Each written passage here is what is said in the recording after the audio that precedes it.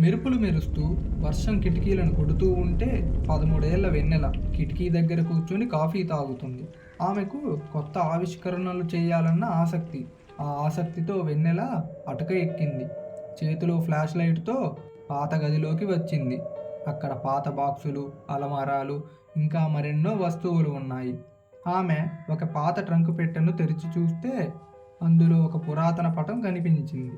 దానిపై వింత గుర్తులు ఉన్నాయి.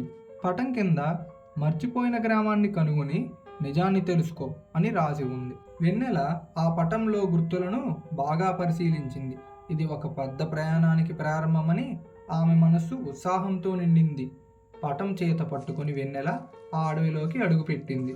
దారి పొడవున దట్టమైన చెట్లతో భయంకరంగా ఉన్న ఆ పటం చూపిన దారిలో వెళ్తుంది. గంటల పాటు నడక తర్వాత వెన్నెల ఒక పురాతన గుహను కనుగొంది. దానిపై వృక్షాలు ఉన్నాయి. అది మర్చిపోయిన గ్రామానికి గుమ్మంలా ఉంది. గ్రామం పూర్తిగా నిశ్శబ్దంగా ఉంది. ఎక్కడ చూసినా గ్రామస్తుల విగ్రహాలు ఉన్నాయి. వాటిలో కొన్ని భయంతో, మరికొన్ని ఆనందంతో ఉన్నాయి. వెన్నెల ఒక విగ్రహాన్ని తాకగానే అది మెరుస్తూ, మమ్మల్ని విడిపించండి, పజిల్లు కలపండి, మా కథను గుర్తుపెట్టుకోండి అని ఒక శబ్దం వినిపించింది. అలా వెతుకుతుంటే ఒక రాతి పీఠం కనిపించింది. పటంలో ఉన్న గుర్తులు దాని మీద కనిపించాయి.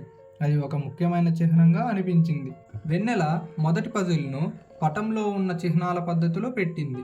అప్పుడు వెలుగులో గ్రామస్తుల సంబరాలు కనిపించాయి. వెంటనే ఆ విజన్లో ఒక క్రూరమైన వ్యక్తి ఆ గ్రామస్తులపై శాపం వేసిన దృశ్యం కనిపించింది. వెన్నెల ఆ గ్రామంలోని పజిల్లను పట్టింది. ప్రతి పజిల్ను సరిచేయగానే కథలో ఒక కొత్త భాగం కనిపించింది. గ్రామం నడివీధిలో ఒక పెద్ద సండేల్ పజిల్ కనిపించింది. ఆ పటంలో ఉన్న విధంగా సండేల్ను అమర్చింది. సండేల్ శక్తి పెరిగి గ్రామాన్ని బంగారు వెలుగు నింపింది. విగ్రహాలన్నీ ప్రాణం పొందాయి. గ్రామస్తులు ఆనందంతో పండగ చేసుకుంటున్నారు. మళ్ళీ ఆ గ్రామానికి మంచి రోజులు వచ్చాయన్నట్లు కనిపించింది.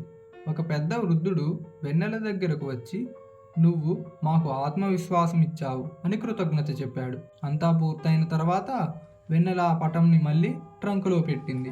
అది ఇంకో కథ కోసం రెడీగా ఉంది. వెన్నెలకు అర్థమైంది ఆ పటంకి ఇంకెన్నో విజయాలను రాసే శక్తి ఉందని. ఆమె మనసు ఆనందంతో నిండిపోయింది.